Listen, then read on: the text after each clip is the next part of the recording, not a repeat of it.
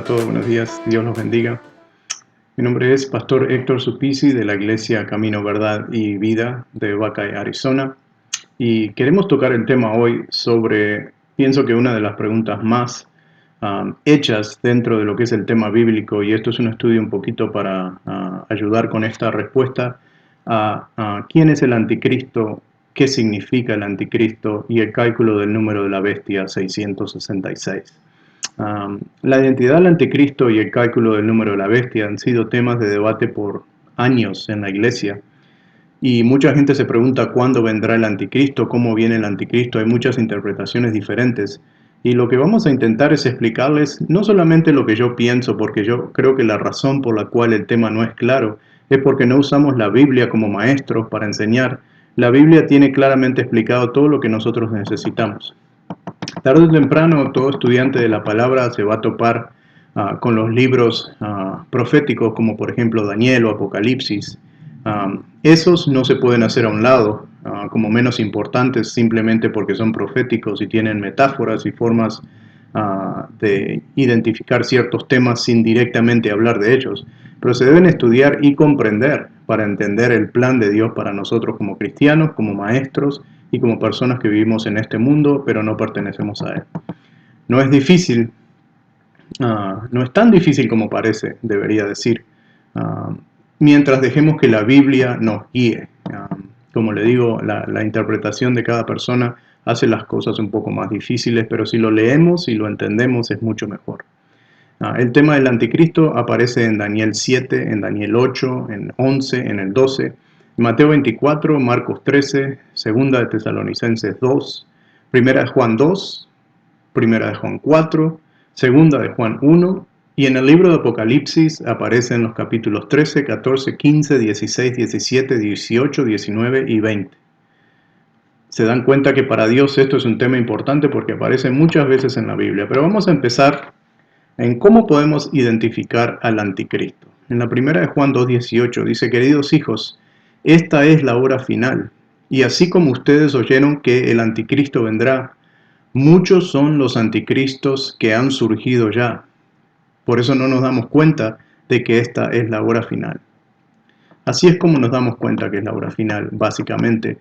Han surgido muchos anticristos. Y aquí empieza la confusión del maestro, del pastor al enseñar esto, de que hoy en día el anticristo vendrá después, o el anticristo vendrá al final de los tiempos, o durante, o después, o antes de la tribulación.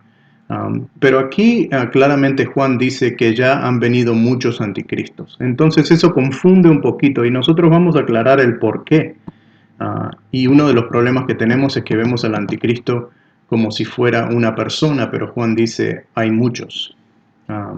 Hay que entender primero que nada que estas cartas están hechas para cristianos. Estos no fueron libros.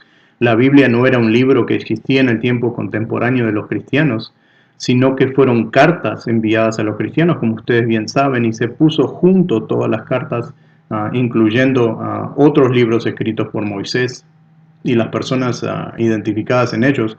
Y de eso nosotros tenemos un libro que llamamos Biblia. Pero recuerden que estas fueron cartas desde un principio y pequeños libros para educar a las personas en el tema de Dios. Dios dice, tengan cuidado porque el anticristo, los anticristos ya están aquí. O sea que podemos ya descartar una de las teorías que el anticristo viene después del arrebato o durante la tribulación, porque en el tiempo de Jesús, ellos mismos decían ya habían venido muchos anticristos. Ahora, si los anticristos son varios, entonces debemos pensar del anticristo no como una persona, porque el hecho de que digamos el anticristo nos hace pensar en un hombre o puede ser una mujer, pero la Biblia dice que el anticristo son varias cosas, varias personas, y vamos a hablar un poquito del por qué se le dice el anticristo y se refleja en un hombre. Pero el anticristo en sí, hablando en temas bíblicos, es lo que viene a ser una oficina o un sistema y no es una persona, cuando descubrimos lo que en realidad es el anticristo hablando bíblicamente. Hay personas, hay una persona que es la figura líder, pero veremos cómo ese líder cambia entre los tiempos, pero el sistema de anticristo siempre es el mismo. En resumen, si nosotros hablamos de un país, por ejemplo Estados Unidos, podemos decir que Joe Biden es el presidente de Estados Unidos, pero dentro de unos años, cuando el presidente cambie, Estados Unidos va a seguir siendo Estados Unidos, simplemente que el presidente será otra persona. El sistema del anticristo es igual, tiene un líder en el tiempo contemporáneo, pero el sistema de anticristo es el mismo.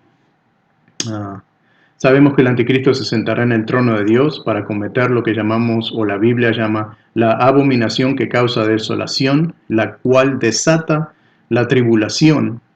Y como les digo, no voy a entrar en cada tema en detalle porque esto es para estudiantes avanzados, pero ustedes pueden leerlo en la Biblia y acompañar el estudio de esa manera, o usar el estudio como base para algo más profundo. En ese tiempo, el líder que se representa al sistema del anticristo será quien se siente en ese trono. Y así sabremos quién es esa persona en ese momento. Pero podemos descubrir que el sistema permanece igual, solo que no conocemos la persona exacta. Pero vamos a ponernos bastante cerca del tema de quién es el anticristo, qué es el sistema del anticristo. La Biblia llama al sistema del anticristo, pero nosotros lo llamaremos por otro nombre. No para darle la contra a la Biblia, sino para entender el estudio. Este nombre se va a revelar a lo que vamos desarrollando este estudio. Y continuando con el versículo 19, lo que estábamos leyendo en la segunda de Juan, dice: aunque salieron de entre nosotros, en realidad no eran nuestros. Si lo hubieran sido, se hubieran quedado con nosotros. Su salida sirvió para comprobar que ninguno de ellos era de nosotros. Muchas veces se dice que el anticristo vendrá de una organización, por ejemplo, de la Armada Europea o del mundo financiero.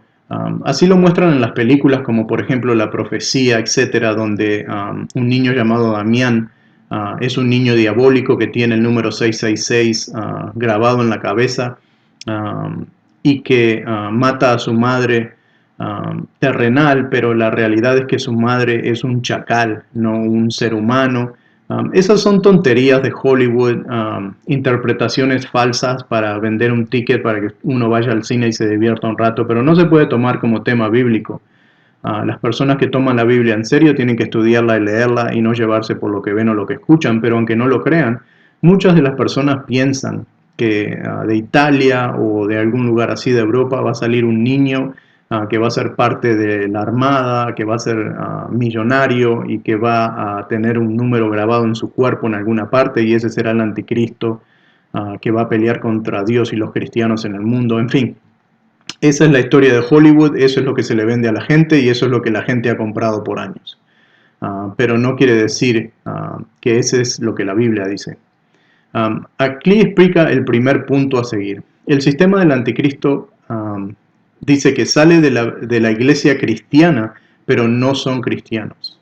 ¿Okay? El sistema de anticristo comienza basado en la iglesia cristiana. Primera de Juan 2, en el versículo 22, dice que ¿quién es el mentiroso sino el que niega a Jesucristo? El anticristo, el que niega al Padre y al Hijo. Entonces nos va dando pistas a cómo vamos, que una cosa que el anticristo va a hacer es negar al Padre y negar al Hijo, o sea, no darle la importancia a Dios y a Jesucristo que deben tener. Y se van apuntando o van haciendo hincapié en estos puntos. El anticristo tiene que ser alguien que niega al Padre y niega al Hijo.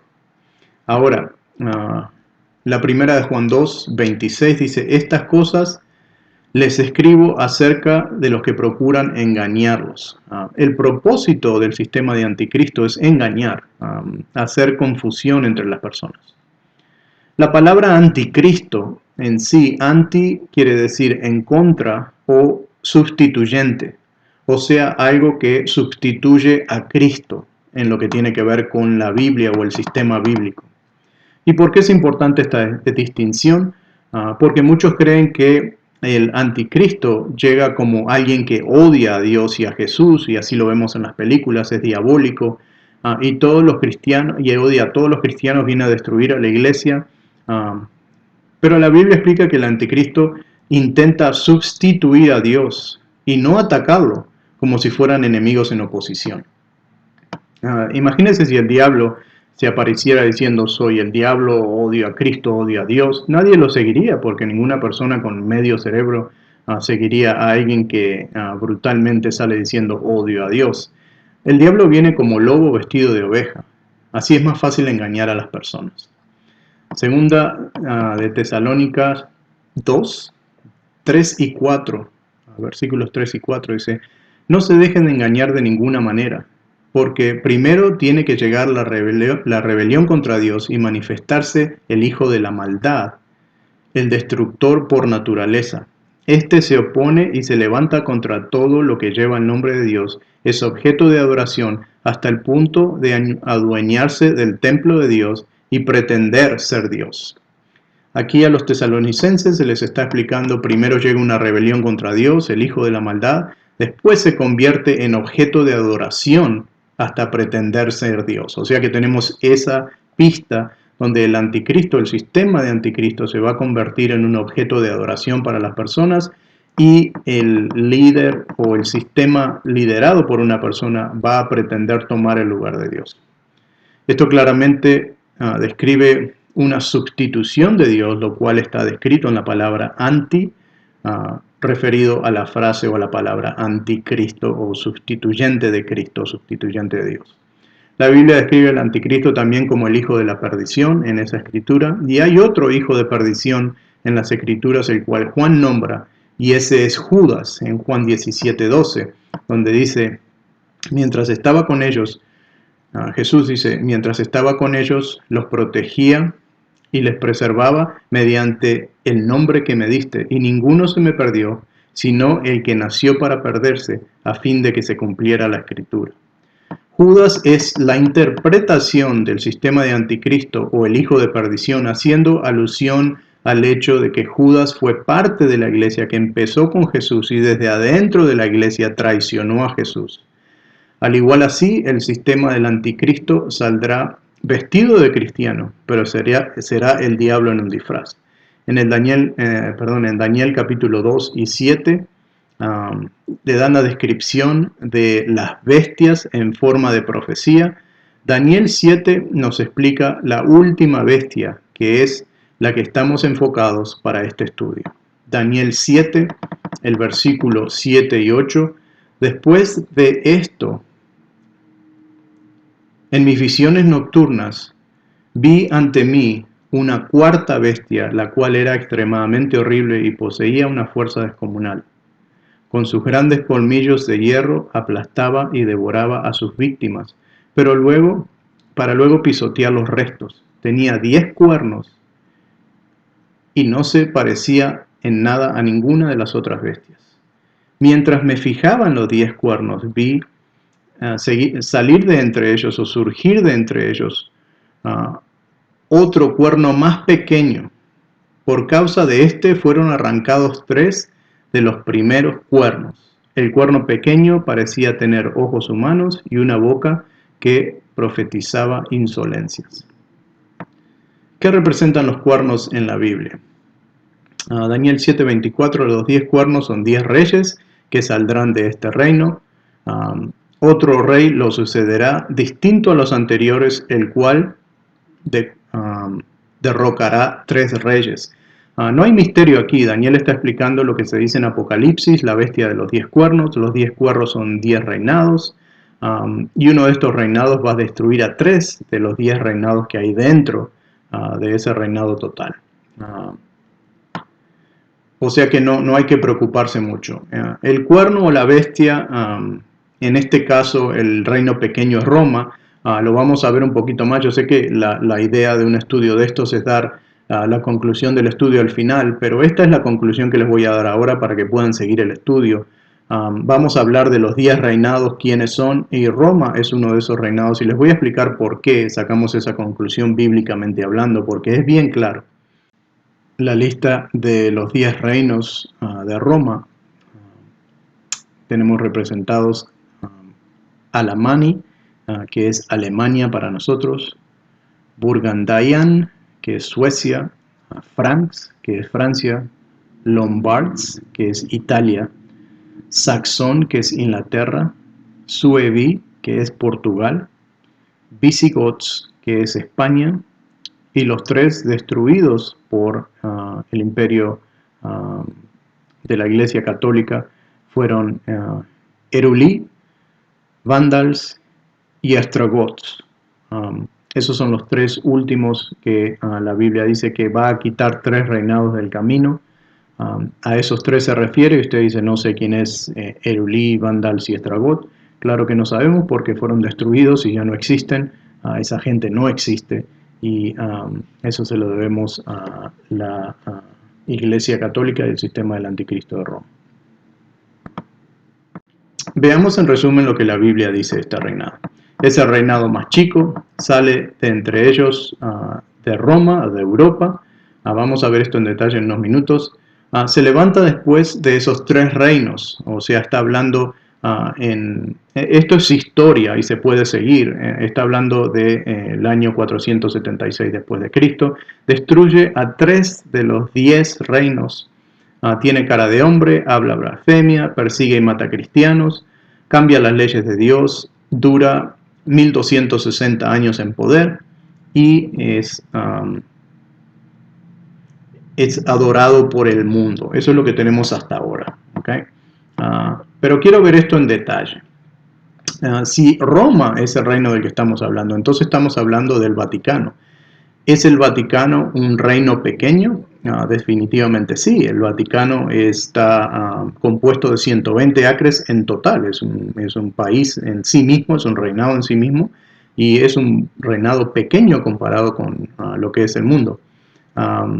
De ahí salen los 10 cuernos del reinado europeo en la que Roma estaba dividida. El sistema papal, que fue establecido en el año 538 después de Cristo, empieza con un reinado de 10.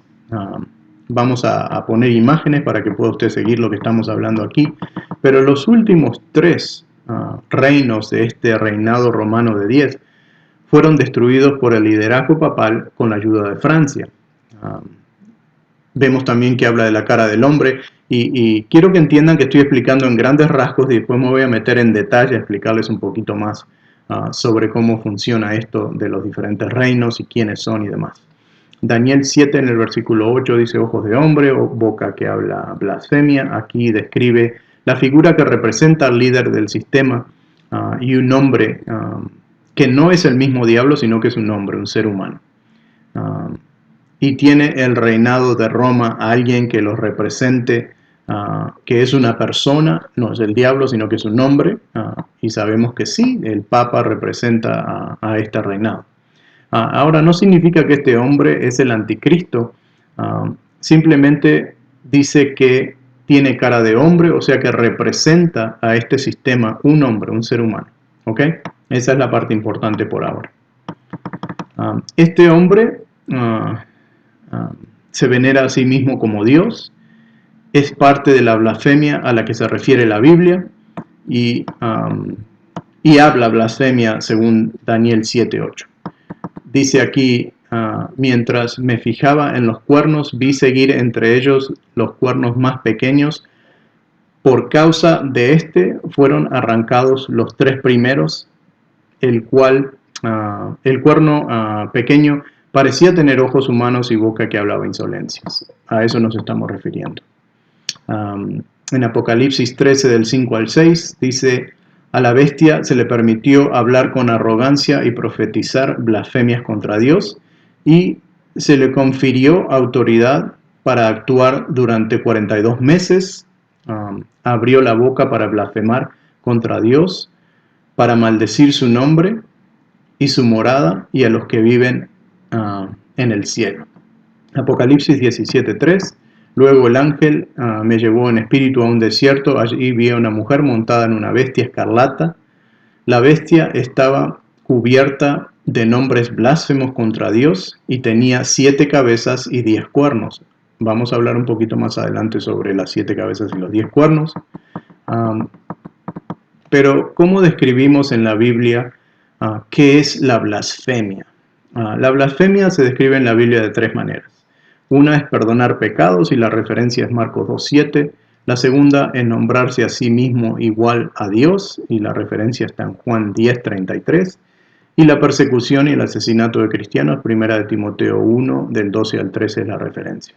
Ahora, estamos hablando aquí de perdón de pecados. Nosotros conocemos alguna religión en todo el mundo, y de todas las religiones que le permite a su líder perdonar pecados a sus feligreses, la única iglesia que hace eso es la Iglesia Católica. Nombrarse a sí mismo igual a Dios. La carta enciclical del Papa Leo XIII, usada para describir la oficina papal, en la página 66 dice: los papas tenemos en este mundo el lugar de Dios. Esto es lo que se usa para entrenar sacerdotes y curas y explicarles el sistema papal. La Nación Católica en 1895 publica: el Papa no es solamente el representante de Cristo en el mundo, Él es Cristo, escondido bajo el velo de la carne. Y esto es textual de escrito en la Nación Católica en 1895. La persecución de cristianos, no tenemos que ir más lejos ni negar la historia que ya sabemos, que es la Gran Inquisición medieval, que se fundó en el año 1184 en la zona de Languedoc, eso es en el sur de Francia, y fue para combatir, según la Iglesia, la herejía durante el sistema de pontífice, que reemplazó al sistema de emperadores o a los césares, y persiguió y asesinó a más de 50 millones de cristianos por cometer herejía. ¿Qué es la herejía? La idea o el conjunto de ideas religiosas contrarias a la dogma católica o a la doctrina religiosa que los católicos siguen, y rechaza a las autoridades eclesiásticas, especialmente a la Iglesia Católica. Intentar cambiar las reglas de Dios es otra porción donde nosotros podemos describir al sistema del anticristo según la Biblia. La Iglesia Católica tiene su propia versión de los 10 mandamientos, por ejemplo. El mandamiento 2, que habla de no adorar ídolos, es completamente removido de los 10 mandamientos de la Iglesia Católica. Ahí sabemos que la imagen de la Virgen y de los santos está en contra del mandamiento número 2. El mandamiento número 5, por ejemplo, no matarás, se les olvidó durante la Inquisición, me imagino, matando a más de 50 millones de cristianos. En el mandamiento 6, no cometerás adulterio. Esto llevó un poquito más de pensamiento, porque a los padres no se les permite casarse dentro de la iglesia, por lo menos no se les permitía. Creo que ahora está cambiando eso un poco, pero sí se les permite tener sexo con monjas, feligreses, y se ha escondido también momentos en que se han cometido actos sexuales con niños y niñas de la congregación. Claro que eso no se considera adulterio por parte de la Iglesia Católica, porque para cometer adulterio una persona debe estar casado. Entonces, en ese caso, no se considera adulterio, que es ridículo de muchas maneras, pero es la forma en que se corre esa religión. Mandamiento número 7, no robarás. Para mí es obvio que cuando alguien le quita a otra persona lo poco que tiene para tener uno más, yo considero eso robar. El hecho de que el Papa se sienta en una silla de 75 libras de oro sólido me hace pensar a mí de dónde viene ese dinero, porque yo he corrido iglesias por muchos años y jamás tuve una silla de oro sólido y nunca la voy a tener, porque la única forma que podría hacer eso, lujos para el pastor o para el líder, sería quitar del dinero que la gente da para levantar la iglesia o ayudar a los pobres. O sea que eso sería robarle a Dios. Mandamiento número 9, no darás falso testimonio contra tu prójimo. ¿Cuántos curas han sido descubiertos abusando de niños y de niñas sexualmente dentro de la iglesia? La Iglesia Católica solucionó eso mandando a los curas a una nueva iglesia en otro nuevo estado, en otro país, en otra sección, y escondiendo toda prueba de los crímenes. Eso es lo que se ha hecho hasta ahora. Podemos seguir todo el día hablando de esto, pero se ve muy claramente aquí donde se habla de la promiscuidad del sistema del anticristo comparado con la Iglesia Católica y encajan perfectamente.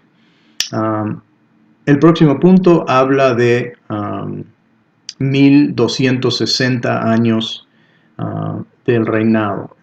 Y si nosotros calculamos cuando comenzaron, cuando se quitaron los emperadores y los césares de Roma y se puso lo que ellos llaman el pontificado o el sumo pontífice, que vendría a ser un emperador, pero no se le llama emperador ni César, sino que fue cambiado a la religión tomando parte de la política. Esto comenzó en el año 538, donde el sumo pontífice o el líder de la Iglesia Católica toma posesión del reinado de Roma y es el líder absoluto de Roma.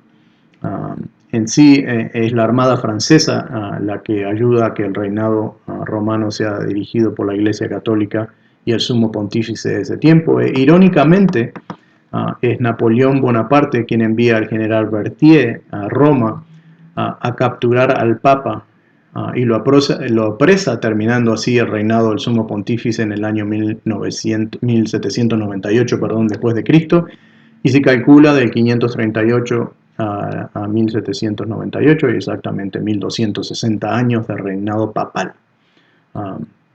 Después del comienzo, como explica en Apocalipsis 5, 42 meses bíblicos, 1260 años.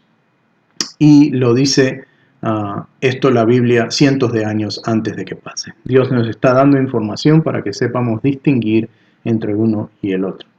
El sistema católico ya no funciona desde ese tiempo como un sistema político, sino que se le permitió, mientras tuvieron al sumo pontífice en la cárcel, que siguiera funcionando como sistema religioso. También habla la Biblia que será un poder mundial. Apocalipsis 13:5 dice: a la bestia le adoraban todos los habitantes de la tierra, aquellos cuyos nombres no han sido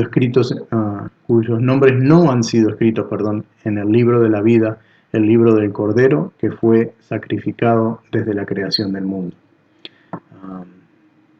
Se considera que hoy en día hay más de 1.000 millones de católicos alrededor del mundo. Ninguna otra iglesia tiene esa cantidad de seguidores. Esto no significa que todo católico se va a ir al infierno. La iglesia que Jesús describe en la Biblia está formada de personas de todo tipo y de toda religión, de toda raza, de toda lengua. Recuerde que Jesús no encontró tanta fe en Israel como encontró en el soldado romano, que leemos en Lucas 7, del 1 al 9. La última porción de eso dice: al oírlo, Jesús se asombró de él y volviéndose a la multitud, les dijo: ni siquiera en Israel he encontrado una fe tan grande. O sea que no hay que ser tan duros con lo que es las personas del mundo, sino que estamos enfocándonos en el sistema católico, que es el sistema de anticristo descrito en la Biblia. Dios salvará, no hay que pensar, que Dios salvará solo a gente de iglesias cristianas. Hay muchas personas en el mundo con un corazón para Dios que jamás han puesto un pie en una iglesia cristiana. Y yo conozco personas de muchas religiones, católicas, mormones, diferentes religiones de otro tipo, que tienen un corazón que es para dar, es un corazón obviamente crecido y instruido por Dios mismo. Y yo pienso que hay muchas personas que van a sorprenderse, como la Biblia dice en los últimos días, cuando Jesús dice: no todo el que me dice Señor, Señor entrará en el reino de los cielos. Pienso que se refiere a eso. Especialmente cristianos, iglesias cristianas que hacen a un lado a muchas religiones, pensándose que son los únicos salvos, y resulta que Dios va a salvar basado en juzgar el corazón de la gente y no el cartel que tiene colgado en su carro o en la iglesia. En Apocalipsis 17:4, aquí nos habla hasta el color de la ropa que va a tener el sistema de anticristo. Dice que va a estar escrito vestido de púrpura y de oro. El versículo 3 dice: son 7 cabezas y 10 cuernos, o 7 colinas y 10 reinados. Si usted busca en Google la ciudad en 7 colinas, que tiene 10 reinados o que tenía 10 reinados, véalo usted mismo en Google. Aquí están los reinados, perdón, aquí están las colinas, las 7 colinas famosas donde se sienta el Vaticano en Roma. Se llama Aventino, Capitolino, Celio, Esquilino, Palatino, Quirinal y Viminal. Voy a proveer también un mapa de las 7 columnas para que vean, si no lo quieren buscar ustedes, a dónde se sienta el imperio que ahora es la Iglesia Católica. Ahora también, por último, nos dice que tiene una relación especial con los líderes del mundo, este sistema de anticristo. En Apocalipsis 17, del 1 al 2, dice: uno de los 7 ángeles que tenía las 7 copas se me acercó y me dijo: ven y te mostraré el castigo de la gran prostituta que está sentada sobre muchas aguas. En la Biblia, una mujer es el representante de una iglesia, y las aguas es el representante de multitudes de gentes. O Israel también es representada por una mujer. Con ella cometieron adulterio los reyes de la tierra, y los habitantes de la tierra se embriagaron con el vino de su inmoralidad. Vamos a ver que el sistema de anticristo se codea con los líderes del mundo, que son seguidos por multitudes de gente, y otras pistas bíblicas también nos hablan de eso. Para calcular el número de la bestia, o el 666, usamos la oficina papal, que es llamada Vicarius Filii Dei, y los números romanos que identifican cada letra: la B, 5, I1, C100, A0, R0, I1, U5, S0. En la palabra Vicarius dan un total de 112. Filii es F0, I1, L50, I1, I1 da un total de 53. Y en la palabra Dei, D500, E0 y 1 da un total de 501. 112 más 53 más 501 es 666. Y sacamos del latín Vicarius Filii Dei al español vicario, pastor, hijo de Dios, en español. Hay otros cálculos, pero tenemos que recordar que todo tiene que caer en su lugar. No puede ser solo una cosa que describa el sistema del anticristo, como dicen César Nero, por ejemplo, el emperador de Roma. Las letras de su nombre suman 666, perdón, 666. Pero tenemos otras casualidades también, como el nombre del príncipe Harry de Inglaterra, sus letras suman 666. Han salido también escrituras en el internet donde hablan que Donald Trump tiene 66.6 millones de seguidores en Twitter, por tanto él es el anticristo. No se puede usar solo una cosa que sea una casualidad con el 666 para describir el sistema del anticristo. Todo tiene que caer en su lugar, como estamos viendo hasta ahora. Obviamente Donald Trump nunca tuvo un reinado por 1260 años, ni Nero tampoco, ni el príncipe Harry tampoco. No se visten de púrpura y de dorado, no son abrumados y queridos por todo el mundo, alabados, no se dicen a sí mismos Dios. O sea, hay muchas cosas que tenemos que poner juntas, y lo único que encaja entre todas estas descripciones es el sistema de la Iglesia Católica Romana. Y es importante que nosotros tengamos en mente el hecho de que todas estas cosas tienen que encajar juntas para que funcione lo que estamos hablando del sistema del anticristo.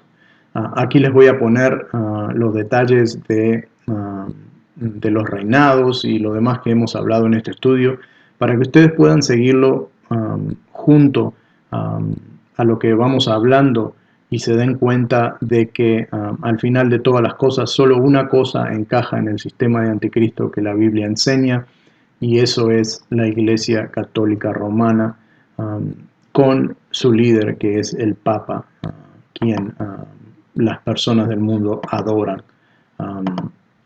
Y tiene seguidores multitudes por doquier, mil millones de personas mínimo siguiendo a este sistema.